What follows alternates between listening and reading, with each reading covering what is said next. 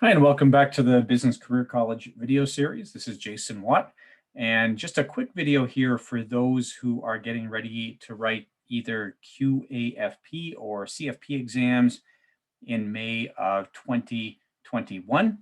Uh, so first off, FP Canada is hosting its webinars as they do every lead into the exams, and you can see all the dates here on the FP Canada website. If you just go, the easiest thing to do is Google FP Canada and then either QAFP exam or CFP exam. I find their website has a lot of stuff on it. It's easier just to Google and get to the place you want to go. In this case, I Googled QAFP exam, FP Canada, and we see here that March 17th, which is a couple of weeks from today, we have the exam preparation webinar. You should sign up for that. Whether you're writing the QAFP exam, then you would sign up for this one, or if you're writing the CFP exam, then you would sign up for the same version for the CFP. It's the same date, March 17th. And then you, if you don't know where to sign up, you just scroll down here to Study Toolkit and same page, and you'll see here, register for the QAFP exam preparation webinar. If you're getting ready for the CFP exam, you got an email about this from FP Canada. If you're getting ready for the QAFP exam, you may not have gotten an email. FP Canada might not know you exist yet. Then, something that an alert student, Gavin, pointed out to me here was that the guide to examinations, which everybody should read. There's a link on this page to the guide to examinations. It's fairly long, but it's a quick read. For the most part, it's just explaining how exam day is going to go. It's always worth it. I always recommend to students to read it. You'll hear some of the same information in that exam prep webinar. And if you come to an exam prep class with me, you'll hear some of the same information again.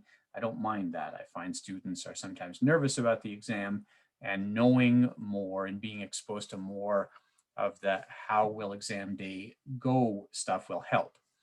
So the big change here, and I actually like this change. I think this is good. I think this is pretty smart by FP Canada to do it this way, is that instead of, for people writing at home, instead of having a scrap paper issue, and last exam, I think you were allowed 3 pieces of scrap paper, maybe it was 5 per sitting, and you had to show them all to the proctor. Basically, you would hold up your scrap paper and sort of riffle through it for the proctor, and they would make sure it was all clear. And at the end of it, they had to see you tear it up and throw it in the garbage. So they've come up with a better system this time. And this is simply to go buy yourself a little, these are going to be about 15 or 20 bucks. You can go to Staples, or I have one here from Amazon. You might have one kicking around the house already. You might have a to-do list on a whiteboard like this. Just a page size, sort of 8.5 by 11 or 9 by 12 whiteboard. Buy yourself one of these. I would buy it now. Okay, go pick yourself up one of these right now. You can probably get it at Walmart or Amazon or whatever. And start using this when you're doing practice questions. This is what you're going to have on your desk beside you. I actually use something very similar. I have a maybe slightly fancier black version of this. I wouldn't risk this for the exam. They say a whiteboard, have a whiteboard, but this is essentially the same thing.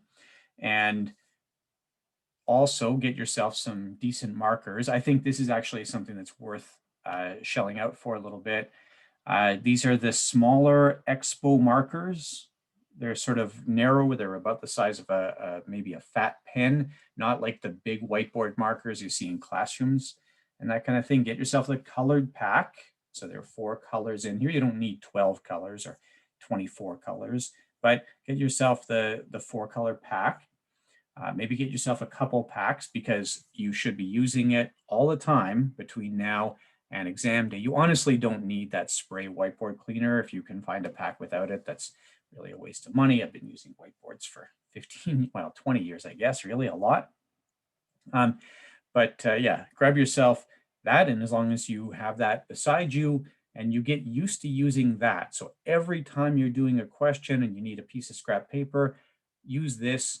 Stop using blank pieces of paper, and that will get you into the mode where on exam day, then you're just doing what you've been doing for the last couple of months. I should like this anyways. It's, this is what I've started doing about 2 or 3 months ago. It's environmentally friendly. I'm not burning through paper all the time. I'm not looking for scrap paper. On the rare occasion I need something more permanent, then I have a fancy notepad and I take my notes on it. But for the most part, I find this lets me really cycle through my notes as I sort of wipe things off the to-do list. So anyways, get yourself the whiteboard, attend the webinars. These two things will make a big difference on exam day. Thanks very much. Good luck with your continued studies.